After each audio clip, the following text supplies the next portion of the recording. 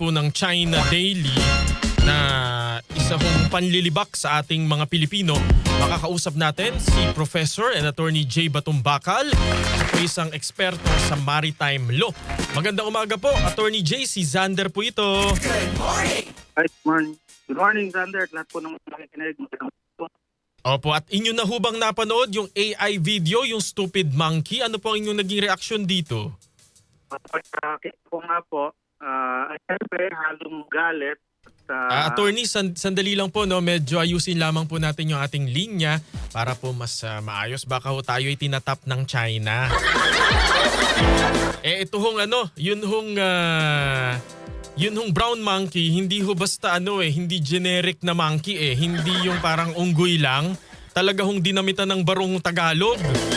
At meron pang salakot para ho talagang ipakita na ito ay Pilipinas at Pilipino. Sabi ko nga ho kanina sa pagsisimula ng ating programa, ang lahat naman ho ng tao ay galing po sa ating ape-like ancestors, no? Kumbaga, kung paniniwalaan po yung theory of evolution, lahat po tayo galing sa malaunggoy na mga ancestor natin from Africa na kumalat na lamang po sa iba't ibang panig ng mundo at nag-evolve bilang modern man, no? Ano ang inyong comment? Baka meron ho kayong gustong reaksyon o kaya po ay gustong i-komento.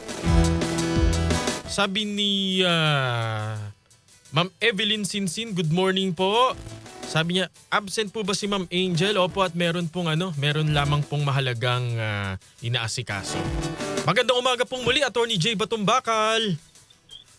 Hi, good morning, Xander. Opo, ano ho yung inyong reaksyon nung napanood po ninyo yung Stupid Monkey video ng China? Well, siyempre nandun din ang galit at kainisan, no? Yun yung siyempre immediate reaction natin. But then, nung napaisip din ako, in a way, pinagtawanan ko yung gumawa ng video na yon. Dahil malinaw na hindi rin siya nag-iisip, no? Dun sa mga ginagamit niyang pangkutya sa atin, no? Opo. Yung galit, siyempre, dahil lumalabas talaga ang tunay na katauhan ng China. Yun yung pumasok agad sa isip ko, no? Parang pinapatunayan lang nila sa buong mundo kung anong klaseng tao sila. Yung mga tao na walang respeto sa iba, na talagang kala mo kung sino, no? At binababa niya o gusto niyang minamaliit niya lahat ng mga ibang tao na hindi katulad niya, no? So yan yung uri ng tao na hindi dapat maging liderato, na hindi talaga dapat respetuhin, hindi dapat kilalanin bilang isang respected major power, no? Kumbaga pinapakita nila na hindi sila worthy, hindi sila sapat, or hindi sila karapat-dapat na maging nakilalanin bilang isang responsable na bansa, no? Yun siyempre una nating naisip. And then nung medyo napaisip ako ng konti, naalala ko na yung tinatawag na nila tayong unggoy, pero sa sarili nilang legend, sarili nilang mitolohiya, actually mataas ang pwesto ng unggoy. Meron silang legend of the Monkey King, no? Yung hari ng unggoy, na isang unggoy na mayroong magical superpowers na lumaban pa sa kalangitan, no? At lumaban pa sa Jade Emperor na supposedly yun yung pinakamataas at pinakamalakas na Diyos dun sa kanilang kasaysayan, no? So parang ironic na tatawagin nila tayong unggoy, ang unggoy ang tumalo sa kalangitan, no? At sa lahat ng mga pinakamagagaling na warriors nila, na and in the end yung unggoy naging kapantay niya si Buddha o naging Diyos, bale. So dun sa legend, kung base dun sa legend na yun, parang hindi nila naisip na pwede pala tayong mas maging mataas sa kanila. Opo. So again, kabaliktaran na naman, gaya nung nangyari dun sa kanilang mga argumento tungkol sa pag-ari daw nilang Batanes, pag tinignan mo yung mga rason, actually dapat baliktad ang conclusion. Yes. No? Ang Taiwan ang magiging pag-aari ng Pilipinas. Kung tutusin, kung gano'n yung argumento. No? Yung sa nangyari ngayon, po nung Spanish. Ganun din. Ngayon ganun din ito, no? Tatawagin tayo unggoy, ang unggoy naging Diyos sa kanila. At saka ano sir, di ba merong nasa ano nila yan, yung sa kanilang zodiac, yung sa Chinese calendar, yung Year of the Monkey, ganun po.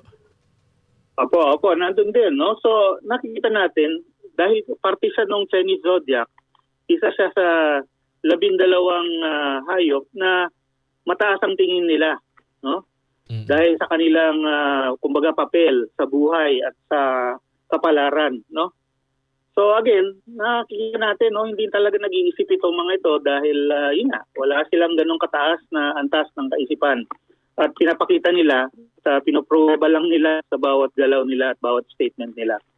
Opo. May nabanggit ho kayo na mali ho yung, yung reasoning, yung pagrarason po dun sa video na yun, kaya kayo po ay natatawa rin dun sa nag-edit. Ano hong mga bahagi ng video yung sa palagay po ninyo ay malaking kabalintunaan? Well, siyempre, sa simula pa lang, pinapalabas nila na inutusan lang daw ang Pilipinas ng US at Japan, no? Yun yung sa opening niya, no?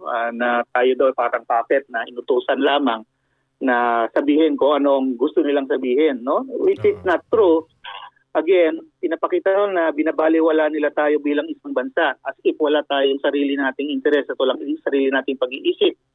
Kaya ang pinaglalaban lang naman natin dito sa mulat-mula pa ang pinaka-punot dulo, no, ating pakikipaglaban sa ating karapatan sa West Philippine Sea ay dahil sa ating mga mangisda. Gusto din silang mabuhay, yung mga insect na mangisda, ang ginagawa nila, sinisira nila yung bahura. Sinisira nila ang kabuhayan. Sarili nila kabuhayan, actually sinisira nila eh. Diba? Talaking katangahan din yun, no? So yun talaga, kung titignan mo, for example, yung records ng ating pakikitungan sa China, no? Noong pang 1990s, yun lagi ang hinahain natin sa kino-complain natin sa kanila. Kaya natin hinuhuli yung mga Chinese fishermen kasi nga sinisira nila ang likas yamang dagat na lahat supposedly ay nakikinabang, no? So, yan dahil sa katotohanan lang kasi naman hindi naman talaga sila maritime na nation eh, no? Kung totoong maritime nation sila, di dapat mataas din ang pagpapahalaga nila doon sa dagat. Pero yan, nakikita natin, no? Baliktad, no? So again, laging kabaliktaran eh. So tapos yung sa second part ng video na supposedly tinapon daw tayo ng US at ng China para sugurin para yung China Coast Guard. Para bomba, kaya binomba nila ng water cannon. Again, katarantaduhan din, kalokohan din yon, no? Dahil sila itong malayo ang pinupuntahan. Sila yung naglalayag ng 800 to 1,000 miles away, no? Para manggulo. No? Sila yung gumagawa ng gulo, hindi tayo tinatapon ng ibang bansa. Nananatili lang tayo sa sarili nating katabigan. Sila itong nangihimasok at silang gumagawa ng gulo, no? So again, kabaligtaran na naman. So in the end, kaya rin ako napaisip din ako ng konti, no? Kung ikaw ay isang bansa na hindi concerned dito, wala kang alam kunwari, no, dun sa situation, pag nakita mo yung video na yan, di ba maano ka rin, parang maiinis ka rin at magdududa ka rin kung bakit naglalabas ng kanyang klaseng video itong China na supposedly, no, pumapapel na responsable daw sila, peaceful daw sila, leader daw sila. Ganyan bang asta ng ganong mga, yun ba ang mga katangian ng isang leader na makatotohanan na sincero, di ba? Doon pa lang sa video makikita mo na na talagang hindi ka dapat maniwala, hindi ka dapat magtiwala sa mga naglalabas ng ganyang klaseng propaganda.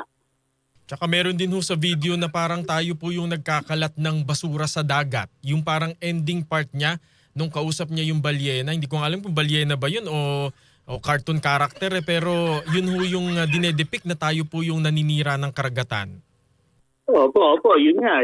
Ngayon, tayo daw sisisihin nila. Sino ba mayroong pinakamalaking fleet ng barko na nakatambay lang doon sa China? Sino ba may daan-daan na barko na malalaki na araw-araw nagpo-pollute doon sa karagatan? No? Sino bang maraming tao na walang ginagawa doon kundi yun nga, tumambay lamang, no? At gumawa ng basura, gumawa ng pollution, no? So again, kabaligtaran na naman, binabaligtaran lang nila ang katotohanan, no? Tayo nga di ba, pinipigilan nila yung ating mga isda na lumayag at makalayo sa ating baybayin. Tapos sasabihin nila, tayo sumisira ng karagatan? No? Tumingin sila sa sarili na buong mundo pa silang sumisira ng karagatan. Kaya nga kahit sa Atlantic at Pacific, ang daming nagagalit nila. Yung Argentina, may pinalubog na Chinese vessel. Yung Ecuador, minomonitor sila sa labas ng EEZ na inuubos nila yung mga pangisdaan ng Ecuador. No? Ang dami na talagang nagagalit sa kanila sa lahat ng ibang parte ng mundo dahil ginagawa nila itong mga sinisisi nila sa atin. Opo. Siguro po second to the last question na lamang po, Attorney Jay. Ano ho yung effect nito na bigger picture? Bilang isang maritime law expert po. Ano pong inyong basa? Opo. Siyempre, bigger picture niyan, hindi, kahit ano pang gawin nila, hindi talaga nila maaalis ang katotohanan na yung arbitration award final and binding according to law. Mm-mm. Hindi nila maaalis na nilalabag nila ang batas.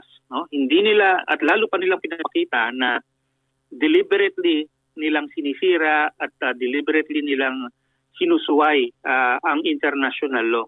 No? Lahat ng mga bansa alam yan at lalo nilang nakikita kung bakit. No? At lalo nilang nakikita yung kanilang mga aksyon. Dito sa ASEAN, walang naniniwala sa kanila tungkol dyan sa kanilang 9-dash line claim na yan. No? At lalo na sa labas ng rehiyon, walang kumakampi sa kanila dyan sa kanilang 9-dash line. Hindi gaya sa atin, ang dami ng bansa na kumakampi sa atin at sinasabihin ng China na dapat sumunod siya dun sa mga desisyon ng ating arbitration award. Sir, 14 countries out of 200 lang naman daw yung nagpahayag ng pagsuporta dun sa arbitral ruling.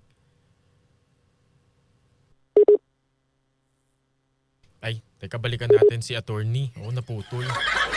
Dalawang tanong na lamang naman. Actually, isa na lang naman. Reaksyon ko lang yung inihabol ko kanina. May tumatawag po kay attorney Jay Batumbakal. Kung ibang himpilan po kayo, ay mamaya na ho kayo tumawag. Kami muna, DZXL News. Attorney, wag mo nga sagutin. Nanggagaya ng guest eh. Babalikan po natin mamaya si Attorney Jay Batumbakal. Baka meron po kayong mga comment po riyan. Si Sir Daniel Bon, sabi niya, naku, hindi ko na po babasahin kasi po medyo baka hindi po masyadong maganda. Ano po? Si Ma'am Melanie de la Cruz, sabi niya patuloy po ang laban sa China na may ngising aso daw. Maharot daw po ang China. Sana po aksyonan ang mga nakakapangambang criminality about sa community ng mga rider. Kawawa naman po. Maraming salamat po sa inyong komento. Matatawagan pa ba natin si Attorney Jay? Pero kung hindi naman na, magpasalamat na lang tayo mga kasama. Good morning po sa inyo. At teka, yung mga nag-send po ng mga comment po sa YouTube natin saka sa Facebook. Sabi ni Ma'am Loida Lopez Rosario, good morning Sir Xander. Ano po kayang comment ng mga chinador natin dyan sa Monkey Video? Baka pwede rin po silang hinga ng komento. Baka naman ipagtanggol pa rin nila ang China.